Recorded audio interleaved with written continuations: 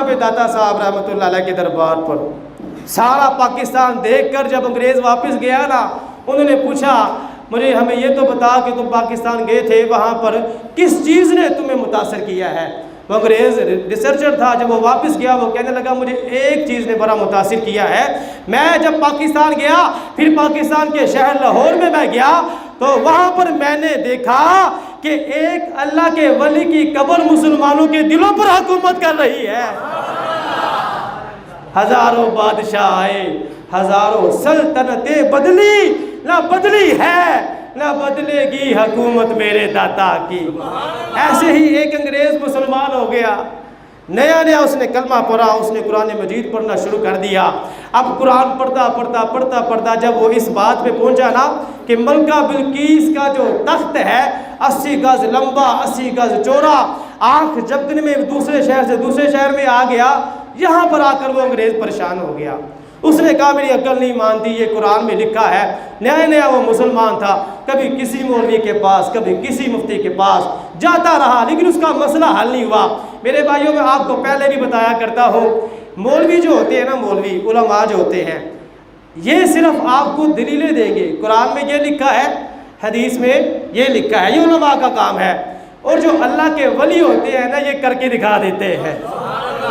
داتا صاحب رحمۃ اللہ علیہ پہ جب اعتراض ہوا قبلہ ٹھیک نہیں ہے، قبلے کی سمت ٹھیک نہیں ہے، داتا صاحب نے قرآن پڑھ کے دلیلیں نہیں دی، حدیثیں سنا کے دلیلیں نہیں دی، فرمایا آ جاؤ۔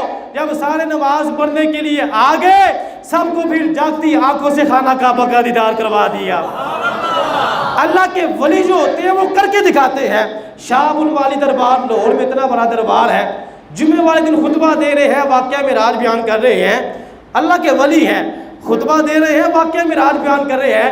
اب ایک بندہ کھڑا ہوا، کہنے لگا جی میری عقل نہیں مانتی، پہلے آسمان پر دوسرے آسمان پر تیسرے آسمان پر بندہ کیسے جا سکتا ہے؟ اب وہ اللہ کے ولی تھے، انہوں نے قرآن پڑھ کے نہیں سنایا، حدیثیں پڑھ کے نہیں سنائی، انہوں نے پریکٹیکل کر کے دکھایا۔ فرمایا اچھا تو کہتا ہے سرکار اوپر نہیں جا سکتے؟ ایسے شاہ ابو الوالی رحمۃ اللہ علیہ نے زمین پر ہاتھ مارا اور ہوا میں اڑنا شروع کر دیا، پہلے آسمان کو ہاتھ لگا کر واپس آ گئے۔ اور فرمایا پھر دوبارہ لوگوں کو فرمایا لوگوں سن لو، صدیوں بعد محمد عربی کا غلام پہلے آسمان کو ہاتھ لگا کے واپس آ سکتا ہے، تو سرکار کی عظمت و شان کا عالم کیا ہو؟ اللہ کے جو ولی ہوتے ہیں نا وہ کر کے دکھاتے ہیں۔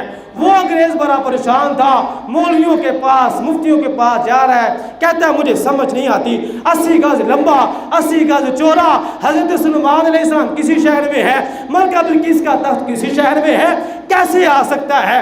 وہ در کی ٹھوکریں کھاتا میرے داتا حضور کی بارگاہ میں آ گیا۔ ذرا بلند آواز سے کہہ دے سبحان اللہ۔ اور میرے استاد کرام بھی یہاں پر ایک بڑا پیارا جملہ ارشاد فرمایا کرتے ہیں، کہتے ہیں میں تو یہ کہتا ہوں داتا صاحب نے خود انہوں کرنوں پکڑ کے کیا ہونا ہے، ادھر آ تنوں میں سمجھانا وا۔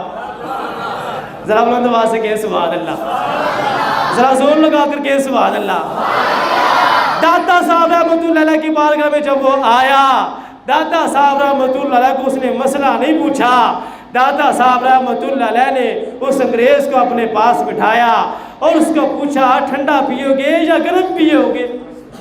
ذرا بلند آواز سے کہے سبحان اللہ۔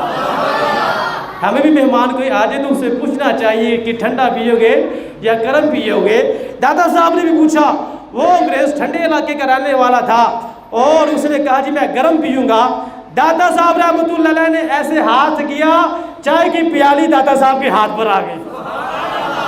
وہ جو انگریز تھا نا، انگریز اسی وقت وہ بے ہوش ہو کر گر پڑا۔ جب گر پڑا تو اس کو جب ہوش آیا، اس کے ساتھ والوں نے کہا اور تم بے ہوش کیوں ہو گئے تھے، کیا معاملہ ہوا ہے؟ وہ انگریز کہنے لگا میرا سارا مسئلہ ہی بزرگوں نے حل کر دیا ہے۔